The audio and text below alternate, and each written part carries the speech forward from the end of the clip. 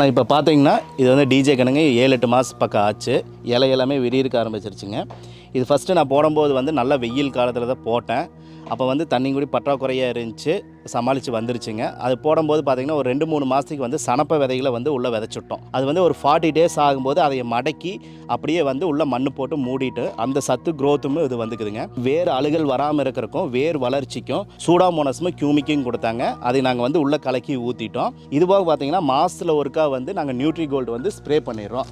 Spray பண்ணும்போது பூச்சி ஆகட்டும் எதுவும் நம்ம இது பண்ணுறதில்ல. அந்த கியூமிக்கு சூடாமன்ஸ் ஊற்றிட்டு வர்றங்காட்டி எங்களுடைய இந்த தண்டு இது ஊக்கம் வந்து நல்லா வருதுங்க. நீங்கள் பாருங்கள் இந்த அளவுக்கு வந்து நல்லா டிஜேல ஸ்டார்டிங்லேருந்து இப்போ இருந்து வருது. இப்போ நம்ம சூளக்கலுக்கு பக்கத்தாடி சென்னியூரில் நம்ம ஒரு 4 ஏக்கரா தோட்டம் இருக்குதுங்க. ஒரு 300 மரங்க பெரிய மரங்க தான். அதில் பார்த்தீங்கன்னா ஒரு 3 வருஷத்துக்கு முன்னாடி அதனுடைய எல்லாமே வறட்சியில் ரொம்ப சிரமப்பட்டு காயில் இது இல்லைங்க. அதுக்கப்புறம் இதே மாதிரி கார்த்திகேயன் தான் வந்து அதுக்குண்டான வேரில் கட்டுற மருந்தாகட்டும் ஜெல்லு இது மாற்றி மாற்றி கொடுத்து வருஷத்தில் 2 டைம் சாணி வரங்க இதுக்கெல்லாம் கொடுத்தங்காட்டி இப்போ அதனுடைய க்ரோத் நல்லா இருக்குதுங்க.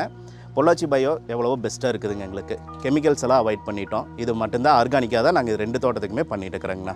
நாங்கள் 2 பேருமே கிராஜுவேட் தானுங்க. எங்களுக்கு அக்ரி மேலே இருக்கிற இன்ட்ரெஸ்ட்னால தான் நாங்கள் இந்த ஃபீல்டுக்குள்ளே வந்தோம். Thanks for Pollachi bio and கார்த்தியண்ணா.